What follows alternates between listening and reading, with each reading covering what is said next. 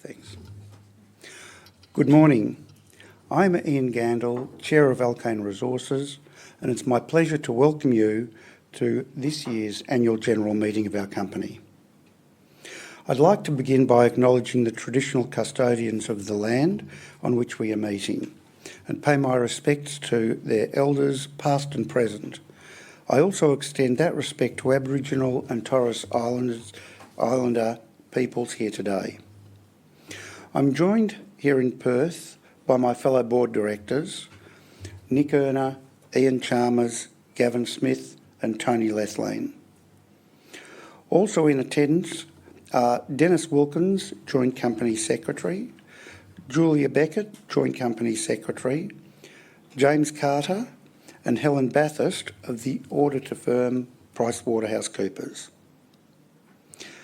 Mr. Julio Balla from Automic, the company's share registry, is also in attendance and will be the returning officer for the purpose of the conduct of the voting poll at the end of the meeting. The formalities of today will follow the common format for AGMs. Voting will be conducted by way of a poll on all items of business, and a polling card should have been provided to you on entry today. If you have lodged your votes by submitting by proxy voting prior to the start of this meeting, and you'd like your proxy votes to stand, you do not need to take any further action. Completed polling cards will be collected by the representative of the share registry at the conclusion of the meeting, and voting results will be posted on the ASX announcements platform later today. There will be an opportunity to ask questions on today's business after all resolutions have been put to the meeting. I will also address any written questions submitted by email from those that were unable to be present in the room today. All questions will be addressed prior to the conduct of the poll. As a quorum is present, I declare the meeting open. The proxies received for each item of business are now displayed on the screen. I inform shareholders that the minutes from last year's meeting have been adopted as a correct record of the proceedings at that meeting. The minutes of the previous meeting are available for inspection. Should any shareholders wish to do so, please contact me after the meeting. I will now move on to the business of today's meeting. The first item of business is consideration of the financial report for the year ended 30th of June 2024, which is now tabled. The auditor, Helen Bathurst of PwC, will be available to respond to any questions on the financial statements or on the conduct of the audit during question time. We will now proceed to consider the proposed resolutions on today's agenda. Resolution 1, Adoption of the Remuneration Report. The first resolution is the adoption of the Remuneration Report. This resolution is set out in the notice of meeting and as displayed on the screen, along with proxy votes received on this resolution. I now put the resolution to the meeting and will move to the next item of business, which is the re-election of Director Mr. Tony Lethlean. Resolution 2 relates to the re-election of Mr. Tony Lethlean as a Director. This resolution is as set out in the notice of meeting and as displayed on the screen, along with the proxy votes received on the resolution. I now put the resolution to the meeting and move to the next item of business, which is the approval of the grant of performance rights to the Managing Director. This resolution is as set out in the notice of meeting and as displayed on the screen, along with the proxy votes received on this resolution. I now put this resolution to the meeting and move to the next item of business, which is the approval of the grant of performance rights to the Technical Director, Mr. Ian Chalmers. This resolution is as set out in the notice of meeting and as displayed on the screen, along with the proxy votes received on this resolution. I now put the resolution to the meeting and move to the next item of business, which is Resolution 5, the approval of the grant of restricted performance rights to the Managing Director. This resolution is set out in the notice of meeting and as displayed on the screen, along with the proxy votes received on this resolution. I now put this resolution to the meeting and move to the next item of business, which is the approval of the grant of restricted performance rights to the Technical Director, Mr. Ian Chalmers. This resolution is as set out in the notice of meeting and as displayed on the screen, along with the proxy votes received on this resolution. I now put this resolution to the meeting and move to the next item of business, which is the approval of potential termination benefits.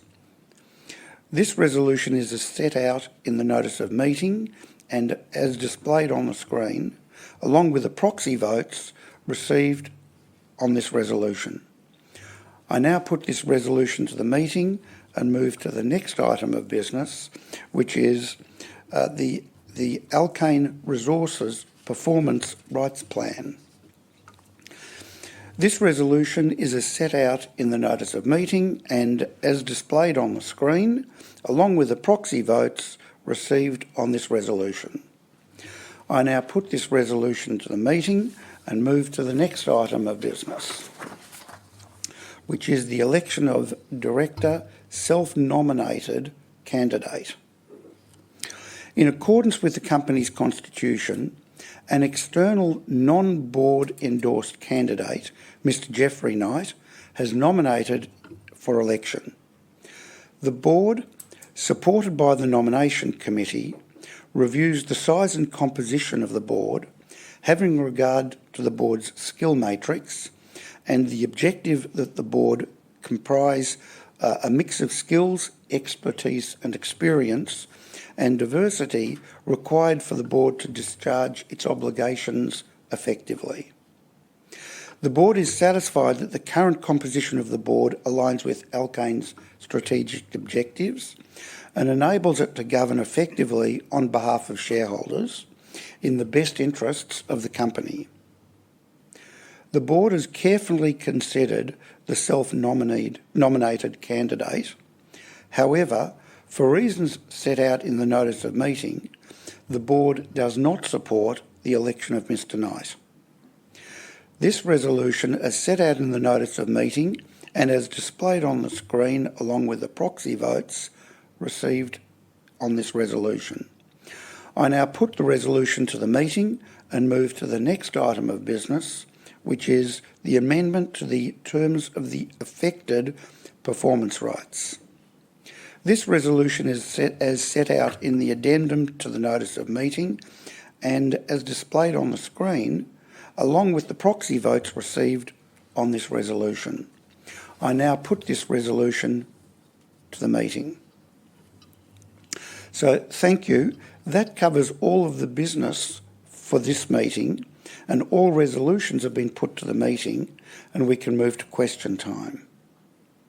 Firstly, to those present in the room, are there any questions of the board on any item of business or the auditor on the financial statements or the conduct of the audit? Yes, Mr. Swan? Graham Swan, question to the board and I guess also to the auditor with regard to the disclosure in the financials.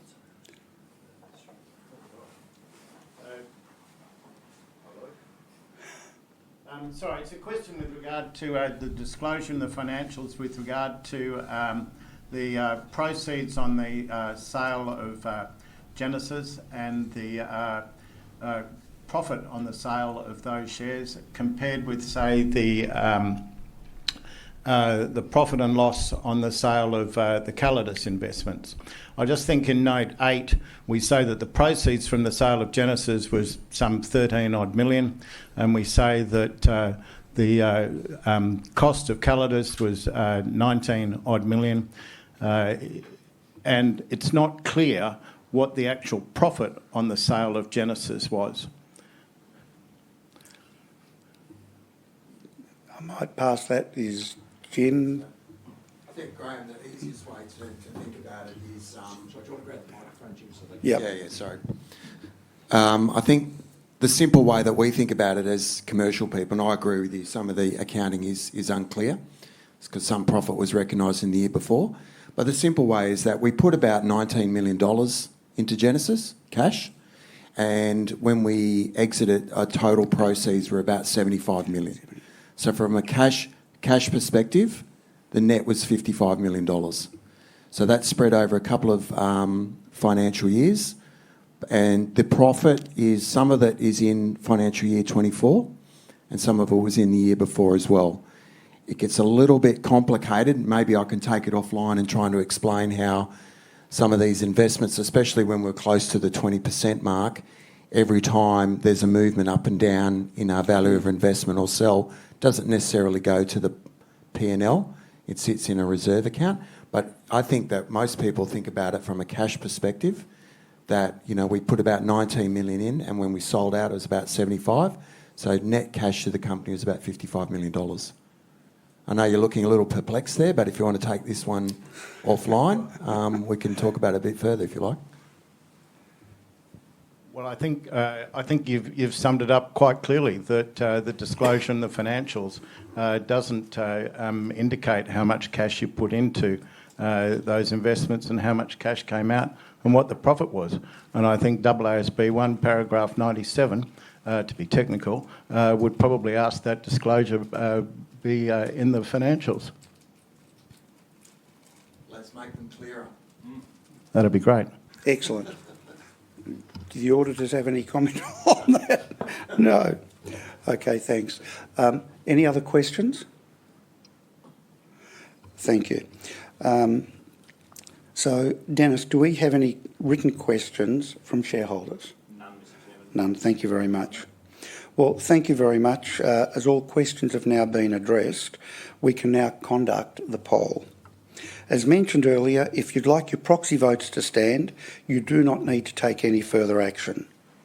If you have not lodged a proxy vote and wish to have your vote counted, or you wish to amend your proxy vote already lodged, please complete your polling card and hand it to Automic staff acting as the returning officer for today's meeting. So if we can collect the polling cards. So I haven't filled mine out, but in favour of everything I can. Good. Thanks. Thank you. I now declare the formal part of today's meeting closed, and thank you for your participation. The results of the poll will be released on the ASX later today. I'd now like to invite our Managing Director, Mr. Nick Erner, to provide an update on the company's results for the year and an insight into what we can expect to come.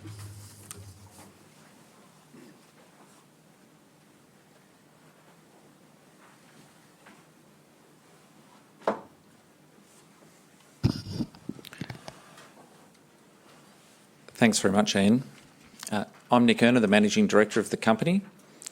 And today, both myself and Ian Chalmers, Technical Director, will give a presentation because there's a fair bit going on in the geological section and exploration section of our business. We really wanted to dive into that, particularly talking about some of our main exploration targets that we have, particularly to extend the resource and reserves at Tomingley.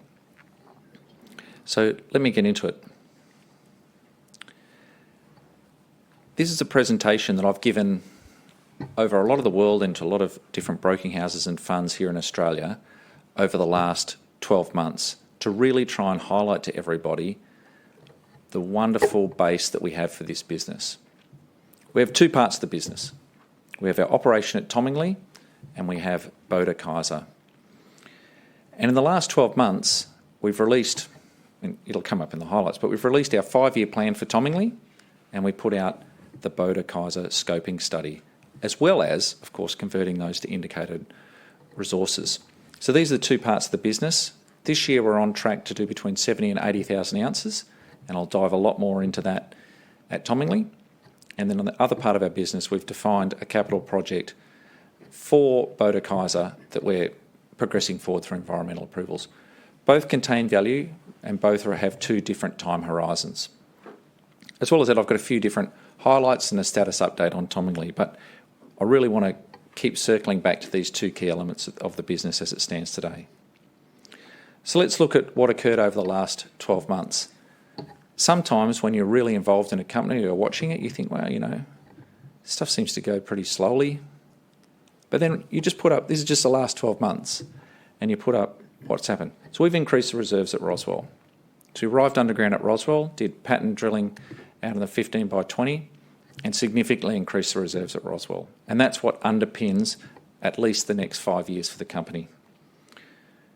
We've commenced stope ore production at Roswell. So we were bringing out development ore late last year, but we commenced stope ore production in April. And that's in full swing. That now makes up 70-80% of our ore source. We've implemented a whole heap of new efficiency measures, and I'll dive into that a little bit. But we've bought new equipment, particularly some new diesel electric loaders. We've got underground crib facilities. We've got an underground workshop and refuelling station. We've got an ore pass, all designed to increase the efficiency of that operation underground at Roswell compared to the more spread out operations that we had underneath Tomingley.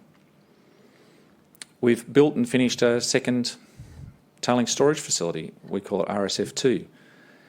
That's operational and has been running for a little while. But the important thing about that is there's 3 million tonnes of storage capacity within that. We're approved for further lifts if we want them, but there's at least 3 years, because when you put some tailings underground as paste, that's significant piece of infrastructure that's completed. We've built the paste plant. I'll dive into that more. It's ready to commission. We've constructed and commissioned the flotation of fine grind. I've got a video of that coming up. We've moved Boda Kaiser to indicated resources in both, completing the tail end of a 240-kilometre drill program. Ian will dive into that a bit more. And then, of course, we've completed the scoping study for Boda Kaiser. That's just the last 12 months. So fair bit's happened in that period of time. And our company has an excellent balance sheet. We're in good shape. I constantly hear people say, oh, wow, you guys, you've got your balance sheet under stress. You must be going to raise money. That is incorrect. That is incorrect. And there are some people in this room who have told me that, and they're wrong. We have $50 million of cash and bullion in the bank. We've only drawn 45 of our debt facility. We have 15 million available to draw. Last quarter, our cash balance as an entire group went down only $3 million. This year we're online for flat cash. This quarter we're online for flat. Next quarter we grow. We are a fully funded business, growing in cash.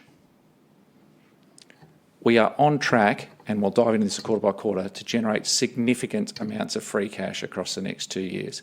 It is flat wrong for people to think that we are under stress.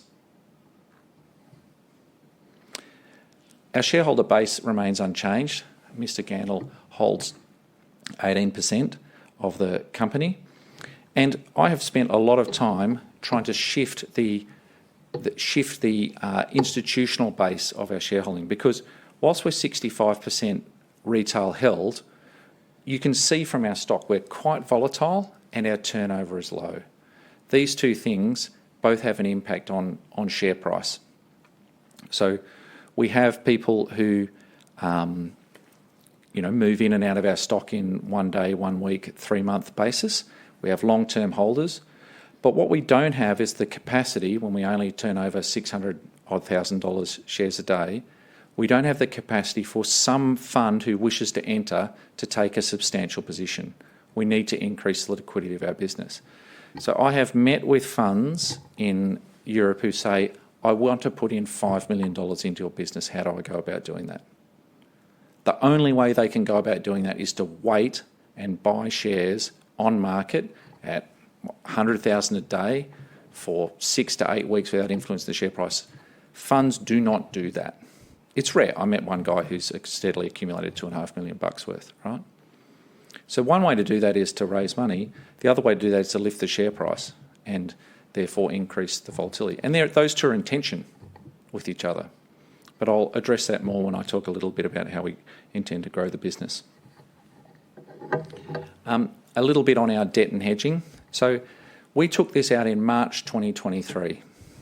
And I don't think there's a single person who would have bet their house in March 2023 that the gold price was going to move from $2,850 to $4,000 an ounce. And if there is, good luck to them. Send me a note, but show me the trades. Don't just tell me, show me the trades, right? So we took out that debt position, which is why our hedging is where it is, right? So we have 81,700 ounces remain to hedge. We'll do another 6,000 of that will get paid in this quarter. That goes out to June 2027. That's the debt period to pay off the debt that we took out to increase our liquidity to do the works that I'm going to tell you about. So I have people say to me, wow, you were foolish to take out the hedges. I don't think they are correct, and I want to let you know, if you're considering putting shares into the company, I'm talking to people online as well, if you're considering buying our shares in the company, if we do a further development and take out debt, we will put in another form of gold price protection again. We'll either buy calls or buy puts, or we will take out hedging. But it will be at today's price, which would be 4,000, and the forward curve and the associated interest rates. Because to borrow money without protecting it is foolishness. That is our position as a board. That is our risk management framework. So if you want completely unexposed things, then look for another company that has either a massive amount of cash, and then ask why they're taking out debt when they have a massive amount of cash, apart from just increasing their availability, right? Or look for someone with a much, much, much greater risk appetite and understand that you're prepared to back someone that can blow up the company. Because the difference between a shareholder who can sell their shares when the gold price corrects to 3,000 and running a business is only one of us is left, and that's us running the business. The shareholder has left. That is why we take out gold price protection. And we took this out in March 2023 when the forward curve was 28.40. The really happy thing is, even this year, when our all-in sustaining cost is forecast between 2,400 and 2,600, that is still below the cost of our hedging. Everything is occurring exactly according to the financial plans that we set out with in March 2023. So that's the business as it stands, and we'll repay that debt across through to June 2027. And just to talk briefly on the puts, we can't sell at all the hedging at roughly 28.50, and the remaining gold, which is another sort of 2/3 of our gold production, none of that's going to get sold under $3,000 an ounce. So it doesn't matter what President Trump does. It doesn't matter what this is. If gold price corrects by 25%, it goes to 3,000. We won't be selling any gold under that between now and June 2027. So that's the corporate profile. Very happy to answer more questions around that, but I think it's pretty clear what I think. We're going to talk briefly about Tomingley, and I'll draw your attention to Varun Patel, our processing manager in the bottom right, because you're going to hear his voice a little bit going on. So top left, you have a picture of our Wyoming 1 pit, and the portal is just here in the bottom right of the screen. So, and obviously we make gold. Top right picture, and on the left, there we are underground. I've got a bit of video of that to try and articulate to people a bit of what we do. So I'm just going to take the moment with a captive audience to recap the last period of time. So we poured our first gold, when was it? It was like February 14 or something. Yeah, February 14, right? And we built this plant through 2013. And I think for people should realise that we first started construction for that in about March 2013, and we were dry commissioning 9 months later, and we poured our first gold 11 months. So 11 months, start to finish. People forget that in today's environment, where people somehow seem to blow up stuff. People have said, we need to watch these guys and the developments that they're doing now in case it doesn't go well. We built the thing in 11 months. I'm baffled at people's ignorance. So we ran open cut mining, transitioned to underground, ran the underground, and now we're going into our new mining area. And I've got this in quarter by quarter, I'll dive into it. But this growth comes because of the quality of the San Antonio and Roswell deposit, which we discovered. We didn't buy it. We didn't trade it. We didn't merge it. We generated the cash, drilled the holes, and we've developed it. The last time this company raised any money off the capital markets was in 2019, when we raised money to keep drilling Boda while we split out Australian Strategic Materials. I defy people to find junior single mine companies with that track record. Every single year in here, we have met our full year production guidance, except for last year, or exceeded it, except for last year we did 57 and the bottom end of our guidance was 60. I defy people to find someone with that track record.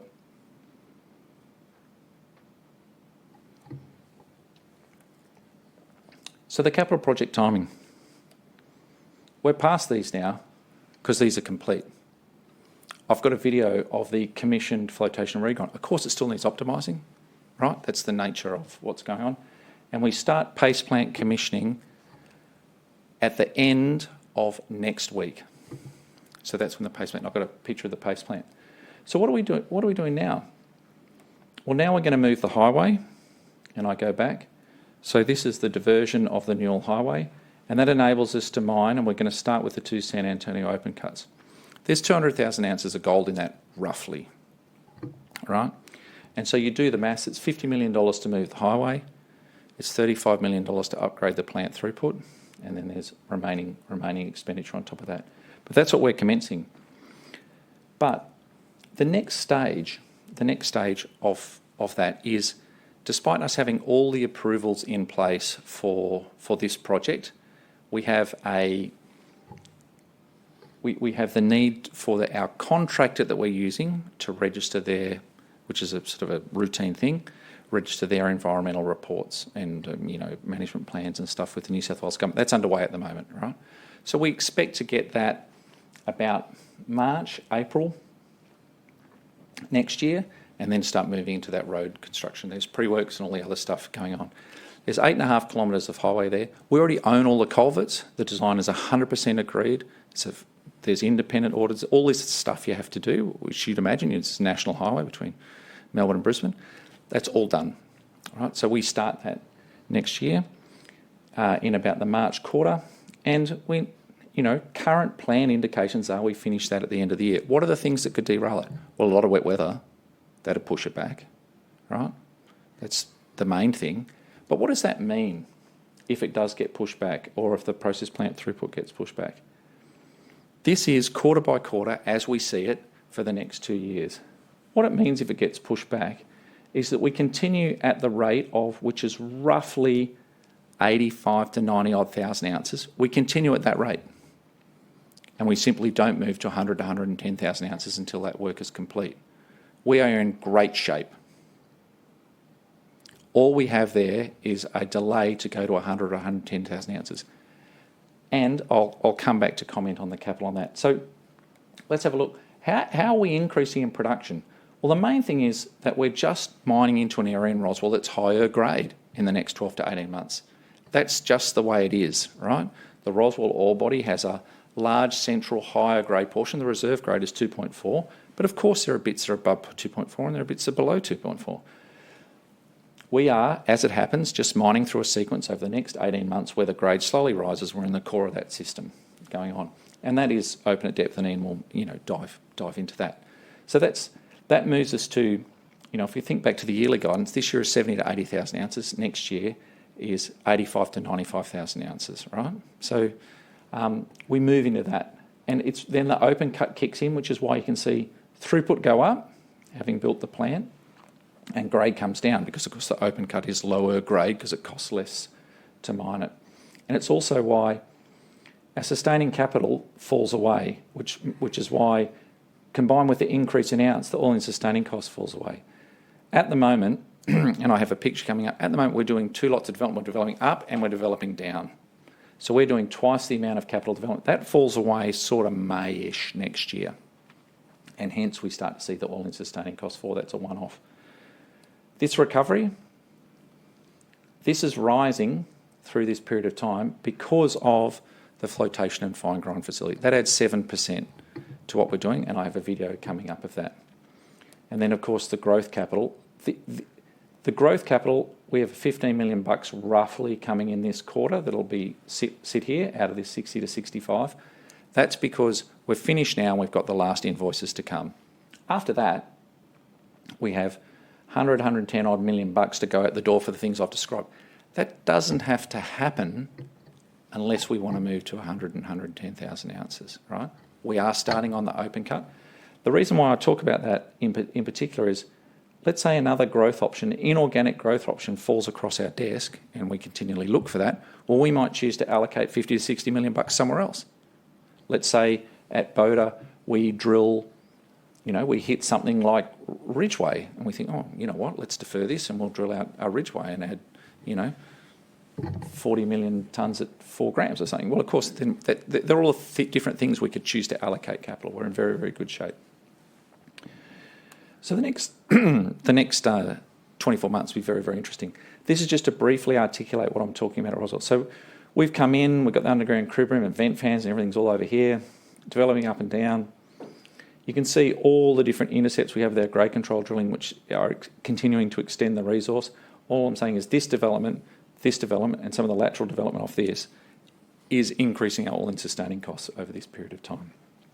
And then that falls away because we hit a steady state on that and we have enough mining fronts open up to mine at 1.1 million tonnes a year from underground. So let's have a look a bit. So we've got new underground equipment. One of the most interesting things is these 4 loads. We don't always park them like this. But, if you're taking a promotional video together with WestTrack, it is a good place to park. So I've got a brief video and I'll try and give commentary in parallel. This is of the 2900 XE loaders operating underground. So they're a cat loader.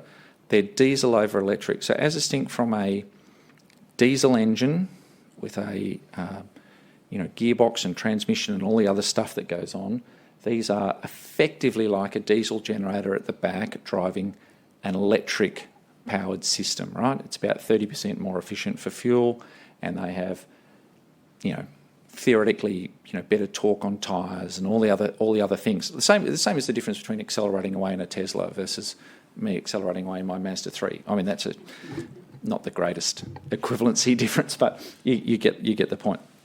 So, and a large part of it is that these operate under the CAT. You're going to see a video of the CAT command system, right, which is their method of remote operation and autonomous operation. I'll talk a little briefly about that at the end, because what you'll see in a video, one of our operators, moving stuff around.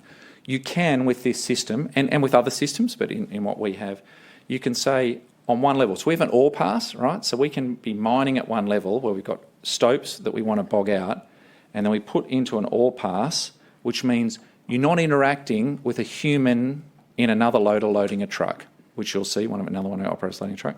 So it means that you can say, these 2 remotes here, boom, boom, boom, you wait here, you go and dump them here, no one goes into this level, and it just bogs out of the stope until it's done into the ore pass. Then you have people at the ore pass level. So here's a video coming up, and I will attempt to give commentary on that context. This is what it looks like at dawn. That's the plant. This is all context setting as we roll in underground. So that's down the ramp into the pit, one of the Epiroc trucks heading down to get loaded, heading into the portal.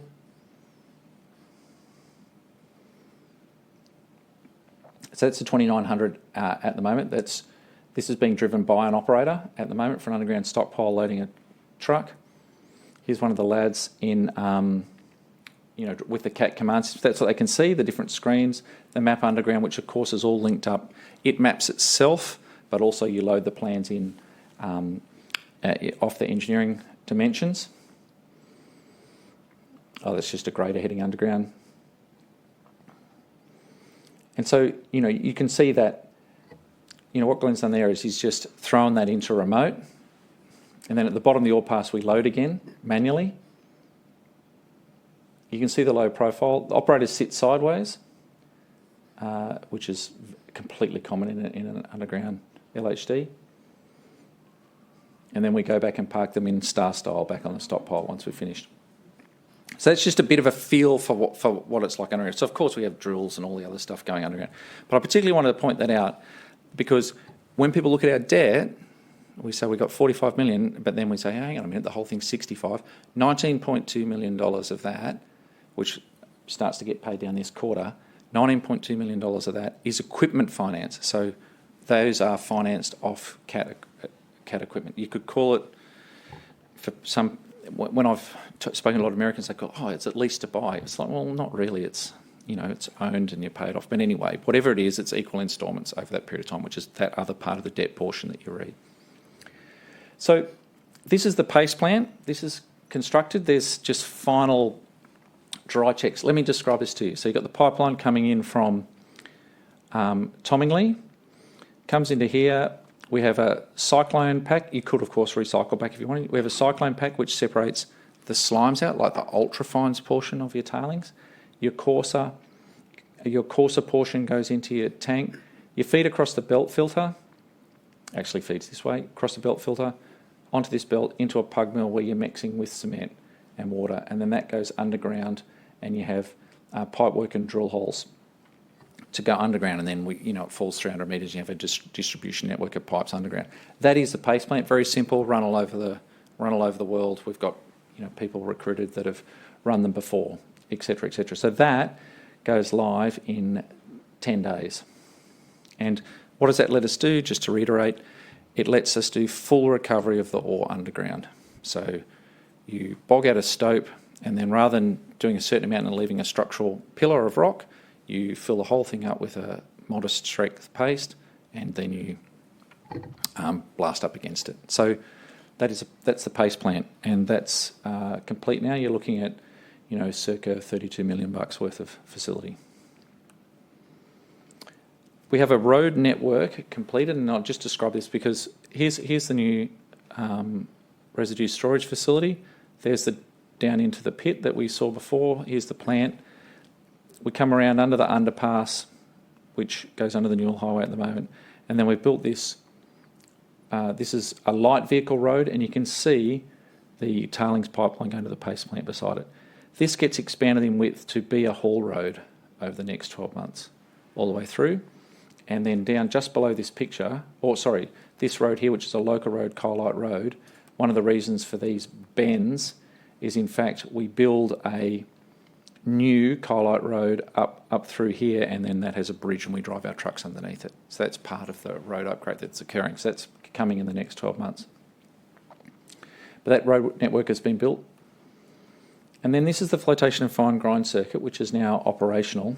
So let's recap, and Varun is then going to give us a tour of this. I'll pretend it's live, but it's not.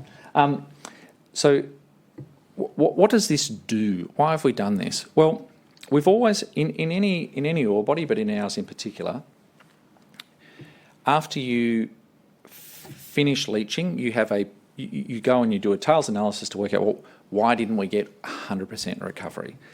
And in ours, we've always had a fraction that is liberated if we grind finer. So, and that portion used to be 2-3%, and we had about 4-5%, which was truly bound refractory. So it's chemically bound, whereas this is just liberation bound. When we drilled out Coloma 2, that proportion increased slightly, and we thought, should we grind that finer? The economics didn't really stack up. But then when we did Roswell, we found that the Roswell recovery is about 84%, with about 9, 10% liberation bound.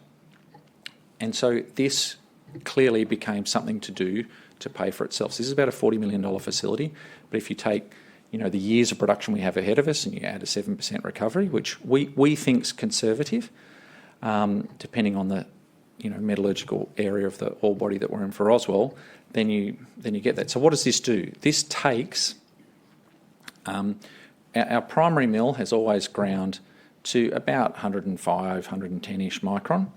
So that's 0.11 of a millimetre, right? And so it feels like fine sand. Then what does this do? This takes that material and runs it through a set of flotation cells so that the concentrate that comes off the flotation cells, which contains the vast majority of gold, particularly in sulfide, then goes through and is ground to 12 micron. So significantly increases the liberation. But the percentage of mass is roughly 20-25% of what comes in. It's then combined, and you'll hear Varun talk about that. It's then combined, and then all of that goes into the leach circuit, right? So you have some stuff going through at 110 micron and a whole bunch of stuff going through at 12 micron, and that significantly increases the recovery because everything can then be exposed to the cyanide and then adsorb onto the carbon in the carbon in leach circuit. That's why we've put it in, and it's very relevant down at Roswell. It also increases the recovery of the remaining bits that we have, because Ian's going to show you, we got a lot of ore still over at Coloma. That gets the benefit of this recovery as well. So here's a tour of the flotation and fine grind circuit. Varun is going to start up here and work his way through to here, and he's going to look over this side as well.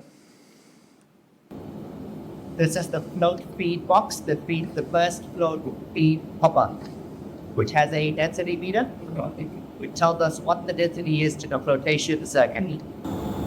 This is the bottom view of the float feed hopper. As you can see up there, there's the density gauge that tells us the density of the float feed circuit. The float feed hopper feeds the first flotation dilution tank, where we add water to get the right percent solids to feed the flotation circuit. The second tank is the conditioning tank, where we add packs and frother. They're Then both it is flotation followed by reagents. 5 flotation cells. We add frother and packs again to flotation cell 2 and to flotation cell thin. The front hopper at the end, that is the flotation con hopper, which feeds our flotation thickener. This is the first addition of packs and collector into the conditioning tank. This is rougher con 1 floating across into the con hopper. This is flotation con 2.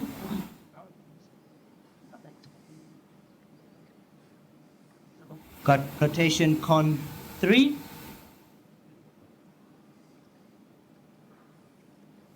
Flotation con 4.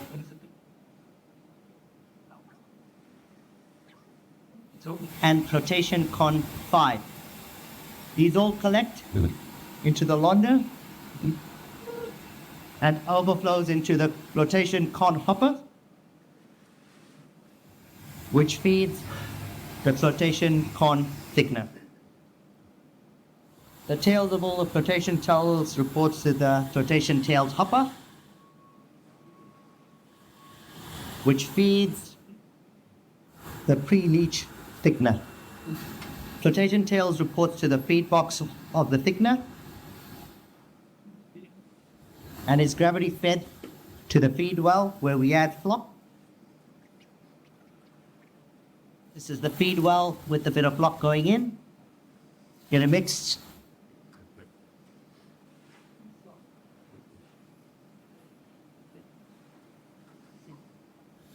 And the clarity of the thickener.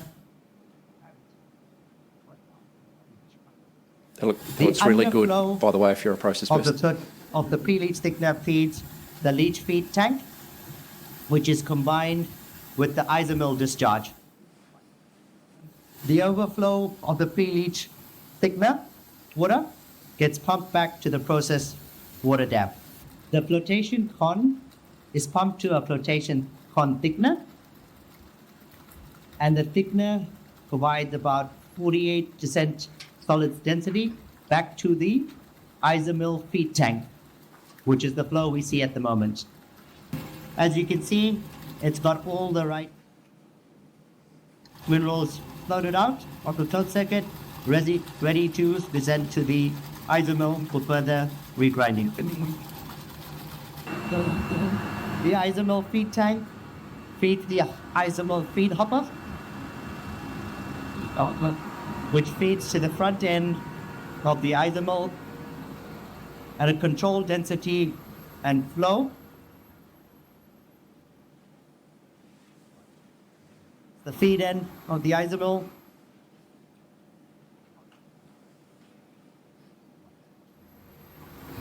followed by the discharge. The isomill discharge then reports back to the leach feed tank, combined with the flotation tail to feed the CIL circuit. There's a density meter on the slide to let us know and control the density to the CIL circuit as well.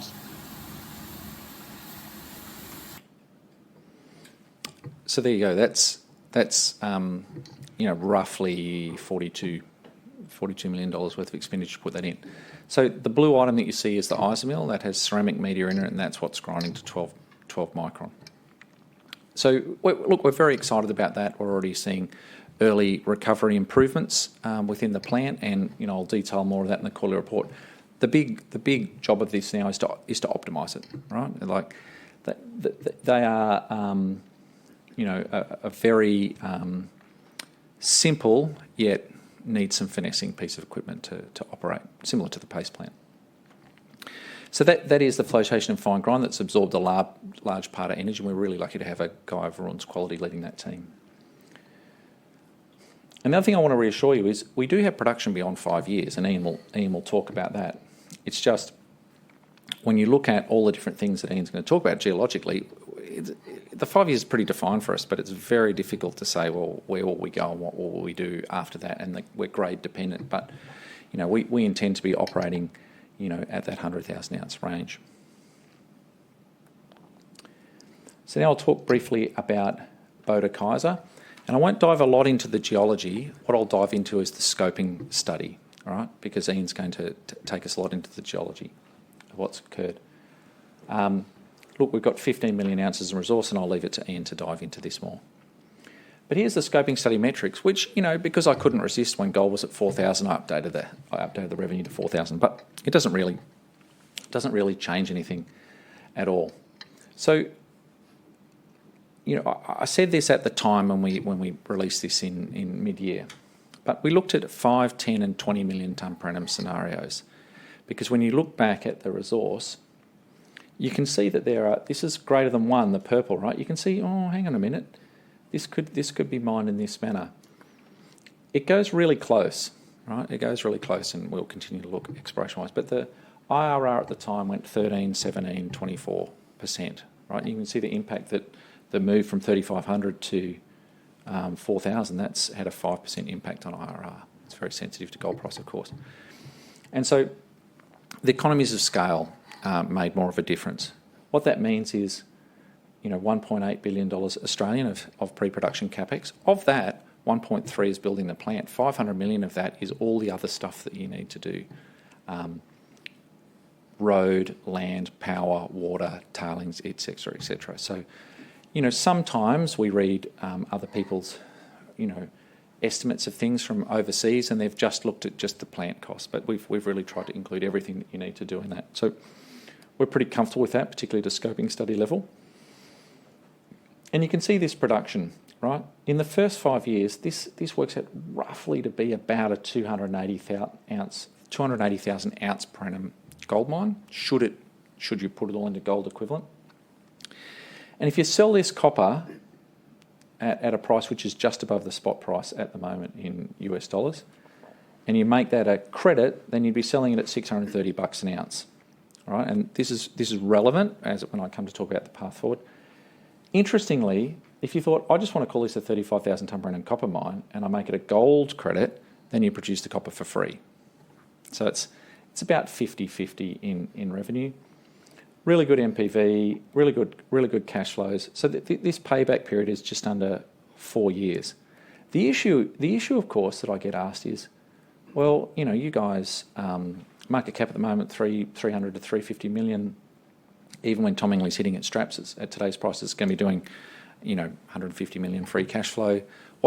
How are you going to fund that? Well, we have been looking for a joint venture partner, and I'll dive into that. I'll dive into that in a moment. So there are two different paths that we've taken. One is to talk to copper people, and one is to talk to gold people, right? Because a lot of gold people are chasing copper credits. One, it helps diversify their business, but two, it lets them say that their all-in sustaining cost is lower, right? Which is an important thing from a perception management perspective. The copper-only people, the broad majority of feedback fell into two camps. One was, there's just not enough copper per year to interest us, right? That was the really big boys. And the other one was, oh, we really like that, but, wait till you hit FID and then come and see us. We'll be really interested in doing something as part of a financing package or something like that. That makes perfect sense, right? So they're the people that we've approached. On the gold people that we've approached, we have a data room open. We welcome large and serious players into that to have a look. The vast majority of feedback is, yeah, we really like this. We're going to watch it. We want you to keep us updated. We don't feel any need to move at the moment into that. That's fair enough, right? Because everybody balances their different things. Some people are saying, oh, well, I'm focused on South America. Other people are saying, well, I've got a whole heap of exploration stuff myself. Other people are saying, you know what, I just took over another massive company. I'm really digesting that. That kind of theoretical type feedback. So very much we have people interested, but it's forming a part of their watching brief of a series of, 10 to 15 credible projects capable for execution. So what are we doing about that? Well, this was the 20 million tonne per annum pits. We'll continue to obviously optimise that. We're looking at, just got the scope in yesterday for, what would a sub-level cave look like under these? How would that integrate? So we're continuing to understand that from a mining perspective. But most importantly, we're doing two things. Regional exploration, which Ian will talk about, because that could shift the economics of it. Might even shift the centroid of where you put a plant. But two, we're doing environmental studies commenced. People understand that is a massive amount of work, right? And the way things work in New South Wales is, broadly, you need at least 2 years of baseline environmental data to do any kind of impact statement. You need to understand the location of the plant because you're going to generate light and noise and all the other things that. You need to understand your mining method. You're going to do dust, so we understand that, but we don't understand yet the location of the plant. So we've made some assumptions for that. You've got to understand your impact on groundwater. You've got to understand where your employees are coming from, where your reagents come from. You've got to understand where you're piping your water from and your power. So this area has a lot of natural advantages. One is there's a whole heap of renewables projects in the area, so the power infrastructure connect is really good. The second is that it's very close to Wellington, so there's only sort of 13 to 20, depending which way you want to travel, type roads that may need upgrading for trucking and transport. We own some of the farmland underneath this already, but it's large landowners. There's not a whole series of hobby farms underneath it. And most importantly, it's quite close to the Macquarie River, and it's a modest distance from some of the saline water deposits, to the west of the coal mines on the east. But we need to run those things to ground, right? Because we're capable of doing that. We've done that 3 times before, Tomingley, then the Dubbo project when Australian Strategic Materials was part of the company, and then again for Tomingley the second time. So we know our way around that pathway, so we're going to go on and get these studies done. Because you can imagine there's a complete difference to me in talking to someone saying, well, that process might take 5 years, and they say, well, okay, well, we'll watch that, but what if it's 4, what if it's 7? And me saying, oh, you know what, this is approved, right? We're just assembling the funding, right? A totally different thing. This is a $2 billion NPV, or 2.4 as it stands at the moment on today's prices. So, of course, the percentage of NPV that should reflect in our share price should change with those environmental studies. That does not cost us a lot of money to do. It's time-consuming. It can be very frustrating. But, we continue to work on that because anybody's going to have to do that, and we're as capable as anyone else. So that's what we're doing on Botokiser, as well as, a pretty exciting exploration upside, which Ian will go to. So I can answer more questions on that later on. So let's look ahead. We're going to commission the paste plant and incorporate in the mining sequence. That's simple, but of course, anyone that's been involved with that understands, that's an important step. We're going to optimise what you just saw, and together with the ore throughput, there's a whole relationship between the speed you run the plant, the grind, the percentage of flotation you put. We want to stabilise that, right? There's an optimum position there financially for us, and we may be able to increase the throughput sufficiently that we start to wonder whether we should take that next step to go on to 1.5 million tonnes per annum. So we've really got to understand that well, embed that in. Ian's going to talk about this. We're expanding the Alkane resource base. It's really interesting. When I talk to some investors, if we take the journey over the last few years, it's like, well, when are you going to get that approved? Oh, we've got that approved. Oh, when are you going to build these things? Oh, we've built those things. When are you going to increase the reserve? Oh, we've built the reserve. We've got 7 years out ahead of us now. So, oh, it's not 10. It's like, oh, we'll give it a go. But that's okay. We're actually working on a 5 megawatt solar plant at the moment, so we're going to finalise that in the supply agreement. That's in the sort of late stages of being signed off. That's one where power purchase agreement where someone else funds that and you buy the power off them over time. I'll come back and close this out at the end. We're going to do the Boda Kaiser environmental stuff, and then obviously Ian's going to talk about this regional exploration. Let me talk about this, and make it completely clear what we're doing here. So we have between 80 and 110,000 ounce, depending how you unpack it, mine that's going to generate in excess of $100 million cash flow for the next period of time, right? So out 2031, et cetera. People can do their net present values on that, and they'll come up with whatever number they want. Then you look at the premiums versus other companies, and you end up with a particular value. Then we have Boda out. Fastest approval on that is 5 odd years plus 2-year construction, 7 years. So we have short and long-term growth.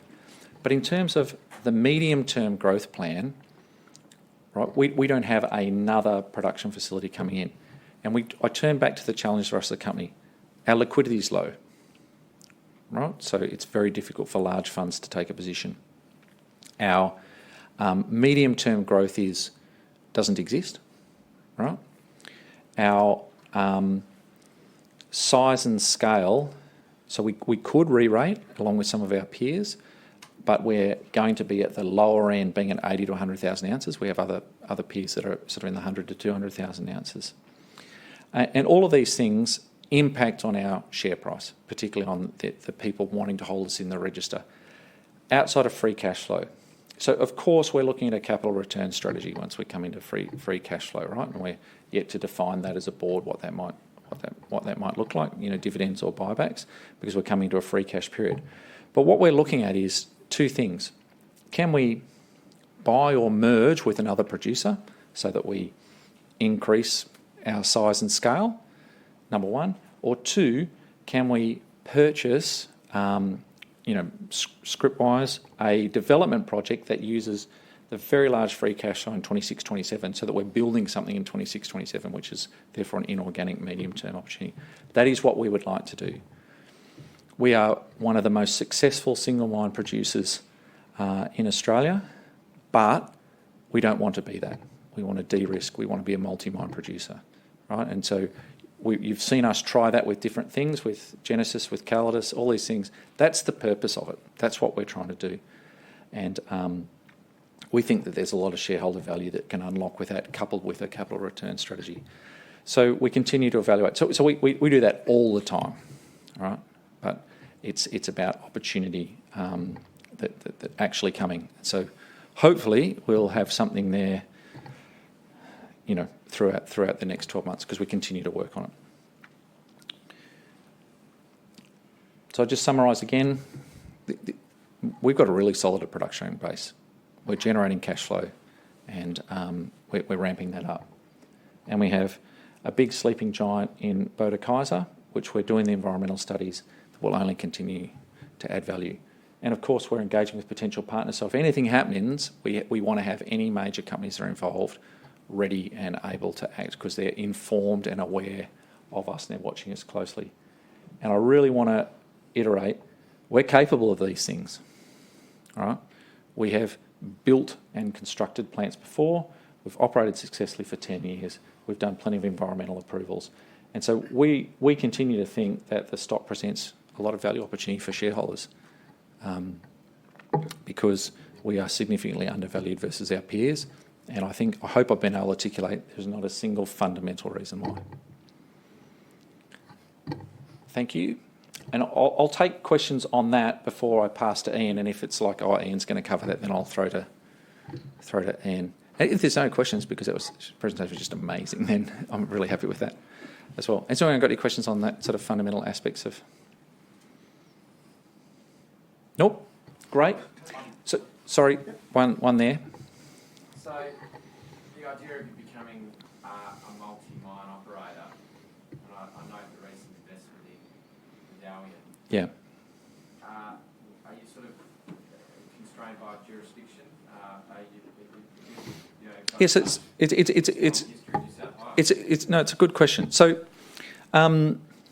if we look at development, right? So something that needs development and whoever it is doesn't have a team yet, then yeah, we're constrained in these sort of Australian, New Zealand jurisdiction because that's where our own expertise lies, where we understand. New South Wales, WA, it doesn't really matter, all right? We understand the jurisdiction, we're aware of the community issues, we're aware of the legislation, we know the contractors, right? So to develop something, we're in that jurisdiction. Operationally, much less so, right? Because if you merge with another operating group who obviously we'll obviously look at the risk profile, they already have an operating team that understands everything I've just described, right? So from a merger perspective, we're less constrained, but from a self-development perspective, yeah, we only look within Australia, New Zealand. And just very briefly, Ian and I will be giving these same presentations tomorrow in Melbourne and then on Thursday morning in Sydney as well. So anyone online that thinks, I wish I'd sent a question in, then they can come and see us there. Great, thank you. I'll pass on to Ian. They were my extra slides in case someone asked me a question.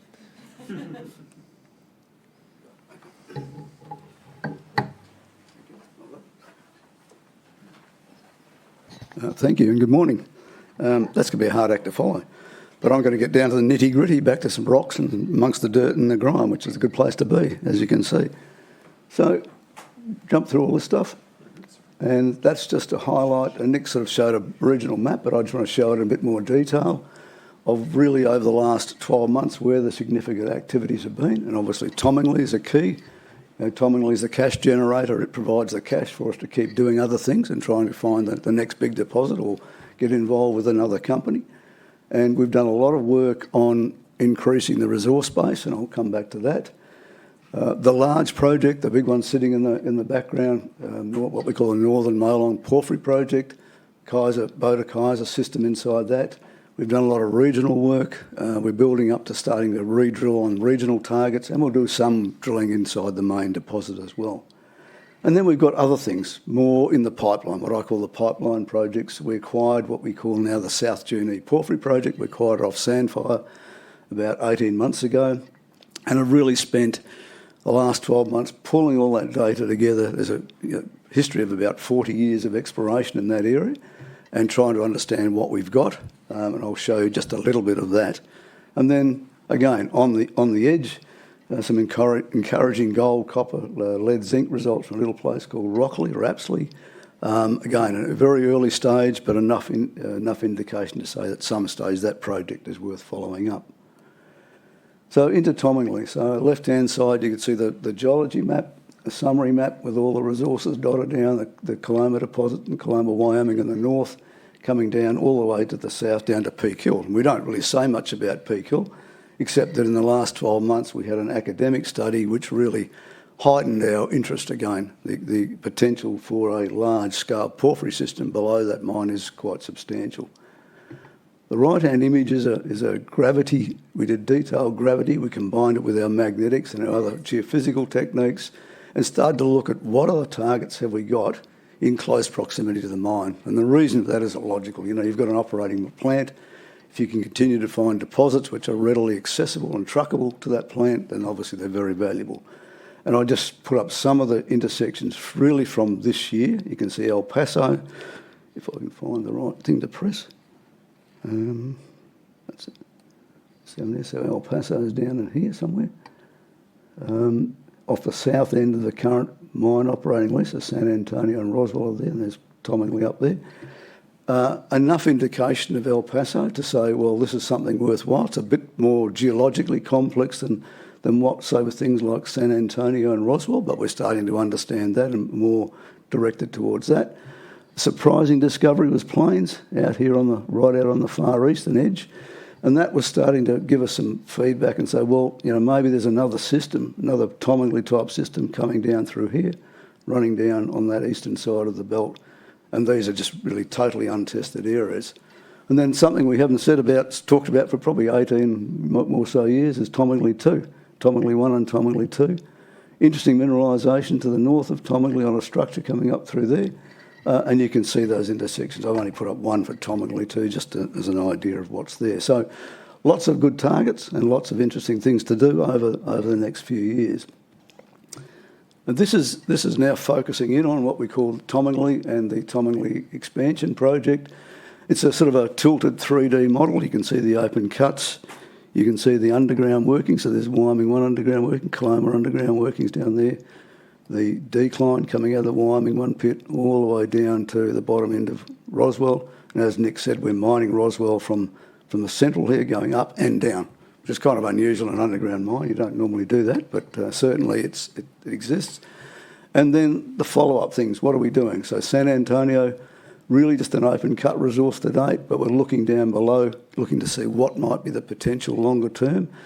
Something you could link up to the existing development work, going back to Wyoming under here, and the drilling's underway on that, so hopefully we might see some results sometime in the next month coming out of that. Also, the mine geology guys are drilling in Roswell below the existing resource reserve and along strike from it. And we think Roswell is such a strongly developed deposit, there's a very good chance that it goes probably hundreds of metres below where it's gone to here. So it might go down another 200, 300 metres, which will add significantly to the resource base. McLean's is already a resource. At some stage it needs to be drilled out to bring it up into reserve status, but it's really a stone's throw from the existing decline. And then Mile United. And Mile was an old historic mine, the 1890s mine. It was mined to about 100 metres, 150 metres. They pulled out 70,000 ounces from high-grade quartz vein structures. We put a few holes in, but given the grade, it averaged about 15 grams per tonne. We need to go back and have another look at that down below the depth down here. And then into the main mine site itself, and I'll show you the next slide, which showing what's going on. So that's it again. It's a bit of a jumbled put together, but what you've got the two or the three open cuts there. You can see the existing underground workings, and just an idea of Wyoming 1. Wyoming 1's about 400 metres deep currently. It's quite substantially deep. We see no reason geologically why it doesn't continue, hence the red box down here. But in the shorter term, there's a lot of potential underneath Coloma 2, underneath Coloma 1, and that are these areas here, and then the Coloma both to the north of Coloma and then deep at Coloma. So a lot of potential in those areas, a lot of potential for us to drill out over the next 12, 18 months just to continue to build up the resource base and then to convert that to reserves and longer term supply that to the mill. On to the Porphyry project, and this is again, it's hard to try and encapsulate all of what we're doing there. You can see the total project area there. It's about 180 square kilometres, and the map that's shown at present is from a gravity. We did an airborne gravity survey. Interesting, gravity probably until 5 years ago couldn't be done with an airborne technique. The US Navy developed a submarine detecting system using gravity about probably 40 years ago, which they eventually allowed mining companies. In fact, BHP bought the rights to it some time ago, and then now it's commercially available. And what it does, it gives you very quick, detailed gravity. And gravity really helps you identify broad rock types, like we talk about the monzonite intrusive complexes, which make up these porphyry systems. And you can see where these big systems lie. And this thing here is quite fascinating. It's a very large area. It's about 10 kilometres by 7 kilometres. Most of the northern half has never been looked at by anybody. And what we've got down here to the south, another 3 or 4 projects, which appear to be occurring as peripheral to this large intrusive complex up in here. And similar to what we think we're seeing, what we know exists down here, there's Boda and Kaiser down on the south end. So it opens up an enormous potential for us to keep looking. The ground up here, we bought it as part of the Sandfire package. And again, like we're doing over in South Junee, just putting that data together now to see where there are targets. And there are some mineralised hits up in this area here. So a lot of targets, a lot of interest, a lot of things that we can see. And here I've tried to show, first of all I'm going to show this. If I go back, that's right. So what I'm trying to do is first of all zero in on an idea at Kaiser and Boda. You can see the outline, the red and purple outline here, that's the existing resource, which is about 60% indicated and 40% inferred. What I'd like to focus on though is Boda in the central part here. So this is where the guts of the Boda resource are located. And you can actually see it's almost in a semicircular elliptical type body, probably about 700 metres long, 400 or 500 metres wide. And I'm going to show you a section through that, the central part of that system, because it looks to the type of the way we might be able to mine it in the future. Oops. That's right. So there's the, hang on, there should have been a section. How do I go back, Nick? It's Green left arrow. little green left arrow. Oh, red. Red arrow, that's right, sorry. That's what I want to show. Yes, okay, good. This is my most favourite slide. So what I've done is shown here one section. Oh, it's a bit cheating a bit, but have one section right through the middle of the deposit, and there's the Eiffel Tower, just to give you a scale size. So you can see the system extends from the surface down about 1.5 kilometres, and that's the depth that we've drilled to that sort of depth. It's a very big mineralised system. Here it's about 500, 600 metres wide, and the broad intersections, you see those broad, large, low-grade intersections which make up the bulk of the resource. And I've just listed a few just for interest's sake.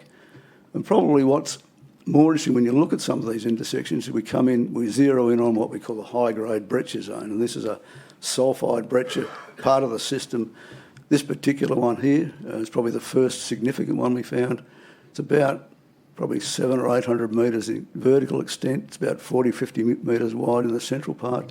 And you can see some of the intersections up here. It's 65 metres, 2 grams gold, % copper, 25 at 4 gold, 2.5 copper.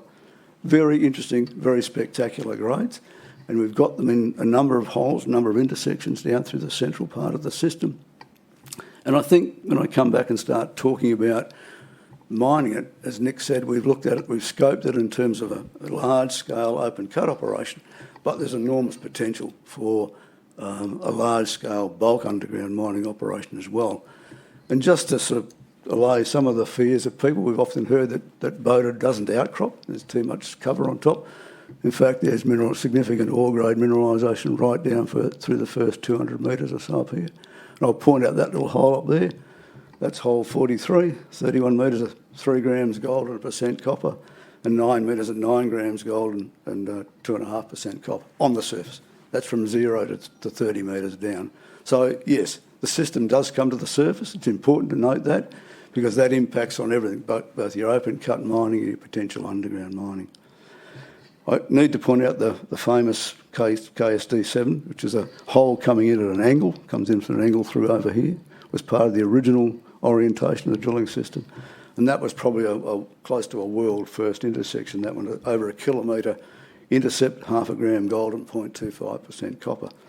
But interestingly, when we hit the main breccia zone, here's the guts of it down here, nearly 100 metres of 4 grams gold and 1.5% copper. It's a spectacular intersection. And those are the sort of things, yes, they do drive the bulk grade of the system. However, equally, they can, you could come back in and put a slightly large, tomically sized operation on this, if you wanted to come back to that, and so we could make that work as a smaller scale underground mine. I don't think that's the ideal way to deal with it, but that's one of the options. And this just goes to emphasises that. So there's the pits, Nick showed you those. I've just got here, I've got the resource classification. So you've got the blue as the inferred resource, the pinky colour is the indicator resource. And I'll point this out to you again. There's that sort of elliptical shape in Boda, which is plunging down at depth, goes off the bottom of the map. And when you look at the long section, you can actually see it quite clearly, that thing there. So that's a zone of mineralisation. I said it's probably 500 metres wide in the centre, and here it goes down to about over a kilometre in depth. It's defined to over a kilometre in depth. I'm not a mining engineer, but I look at that a number of times and say that's a perfect option for large-scale underground mine with a panel cave or block cave or those sorts of things. And you can look at that and you can say, okay, you have to run the model, you have to run the grades and see how does it work grade-wise and how does it work recovery. So, it's not, we haven't just parked the open cut. We said, righto, there's a lot of other options and we need to look at those other options. Just to the south side of the system, so we're now down here, so just off the south end, there's the main Boda deposit. And there's a thing down here we call Boda 2-3, well named, don't they?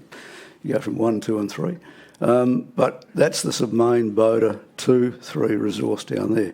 Not well defined, but we did late last year manage to hit another breccia zone, high-grade breccia zone at depth. It's outside the existing resource. It sits down in here outside the existing resource. It's below that. And again, got those spectacular intercepts that we see like up in the central part of the Boda system. There's an example up in here.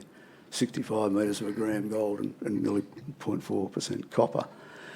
And going back and looking at that, where we've got the drilling, there's a 700 metre high peak to that system, which is just not tested. We know it's not tested along strike, it's not tested up dip, and it's certainly not tested down dip. So that opportunity is for another high-grade breccia zone, which when we incorporate that into the existing overall resource, should help the grade, help the tonnes, but also provides an alternative high-grade target. Oops. So other exploration we've talked about. So there's that large gravity. This is representing it as a different form. It's a large sort of annular-looking shape there. And some of the targets which we've got some existing drilling on Haddington, up in that area there. And that's a typical early-stage Boda type intersection. Nearly a gram gold, over 0.15% copper. Good indication that we're in a Boda type porphyry system. Glen Hollow, a little bit further to the south. Again, similar kind of intercept, 45 metres at nearly a gram gold and 0.2 copper, with that core zone 21 metres. So, we're saying that these other things, similar to Boda, similar to Kaiser, already exist in another area, which in that area there alone is probably at least the equivalent of the Boda Kaiser system. And Drill Creek, interesting, was a target that we hit only probably a few months ago without great expectations and dragged in 130 metres at 0.25 gold and 0.1% copper. And that was from 174 metres downhole to the end of the hole. Because it was an RC hole, we couldn't go any deeper, but certainly it does indicate that this style of mineralisation, the Boda style of mineralisation, does exist in this target. On to South Junee porphyry system. Just to put in this perspective, you remember the regional map, this is about 100 kilometres, 150 kilometres south of Tomingley, so it's in a totally different area. Just to the north of us here is Evolution's Cowal operation, 15 million ounce gold operation. Substantial system, slightly different to Boda. And the database that we got off Sandfire, this is magnetics. We've flown some gravity over it as well to try and assist target definition. And this is sort of like a complex geology map with the different targets showing up from the magnetics. And if you zero in on that and come across to here, Sandfire, other companies over time had drilled a number of generally shallow holes scattered across this whole system and actually generate some surprisingly interesting results. Like at Emola, you can see the results there. Further down, if you look at these closely, you'll wonder why the thing at the project site here is called the F1. All of these targets are all named after F1 tracks. hence Imola, Silverstone, Cataluna. So I can't at this stage pick the best. But again, I'm just trying to emphasise that we've just scratched the surface. You know, all we've done so far is pull the existing database together, use our own techniques to analyse that data based on what we've seen at Boda and Kaiser, and understand the whole systems and what drives them. And this is project down the road. So this is part of the long-term strategy of the company to find other targets over the next 5 or so years that potentially develop into resources. I think that's it. Thanks for that. No, just any questions first before I... Great. I'll hand back to the chairman. Yep. No questions. Okay, well, thank you very much for attending and joining us today. That concludes the annual general meeting of Alkane Resources this year. As a reminder, Ian Chalmers and Nick Erner will be conducting investor presentations in Melbourne tomorrow and in Sydney on Thursday. I'll be joining them in Melbourne. You're most welcome to join these meetings in person, where you'll have the opportunity to ask more questions if you have them.